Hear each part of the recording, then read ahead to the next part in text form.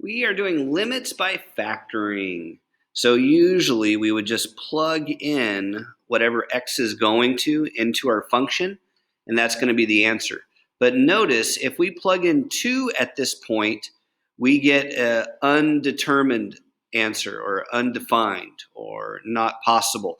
You'd have 0 on the bottom of the fraction. So the goal is, can you cancel out the problem area? So we try to factor to see if anything cancels. All right, so I'm not worried about the limit part yet. I need to cancel some things out. So this is like my side work. All right, so we have a greatest common factor in the top, and we have a difference of squares in the bottom. You need to have your factoring skills ready to get through these. All right, so x squared is in common on the top. And then what's left? X squared times what is x cubed? X. X squared times what is negative 2x squared? Negative 2. On the bottom, difference of squares, x plus 2 times x minus 2. Okay, is there something in common on the top and the bottom that cancels? Sure is, x minus 2, x minus 2. So this is equivalent to the limit as x goes to 2 of x squared over x plus 2. Okay, and it's note that we never touch 2. We just get infinitely close to 2. So sometimes we would want to say that, but in this one, it's pretty much straightforward. Now we plug it in. Now we plug it in. So that would be 2 squared over 2 plus 2. I get 4 on top, 4 on the bottom. All of that equals 1. Okay, so this should equal 1. Now, what I did too is at the calculus level, it's good to start thinking about what the graphs look like. So I went ahead and I graphed it on Desmos. So this is exactly the same thing.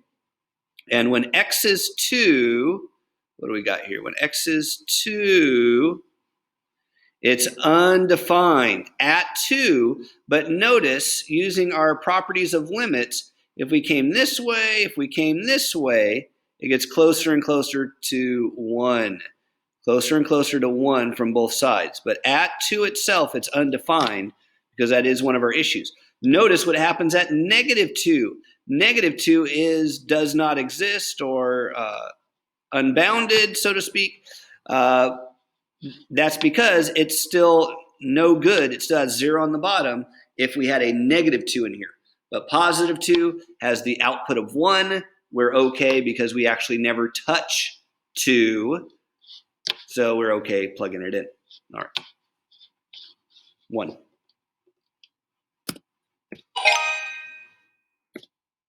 Next one, is it any different?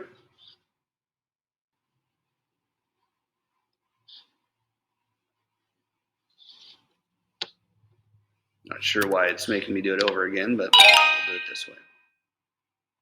Okay, so on this one, exactly the same kind of problem. It's always good to note, are you able to plug it in right away? Notice that if I plug in the negative 1 to there, I would have 0 on the bottom, so that's no good. So we need to be able to factor the top.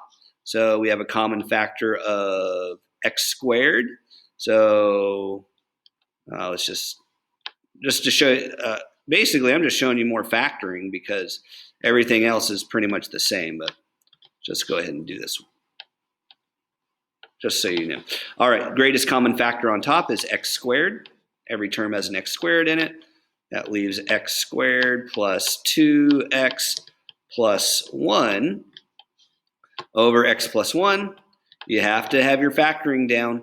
What numbers multiply to be 1, add to be 2? 1 and 1.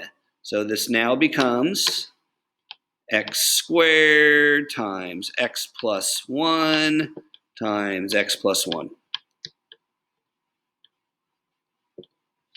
All over x plus 1. It's always nice to verify. 1 times 1 is 1. 1 plus 1 is 2. Check. X plus 1's in common.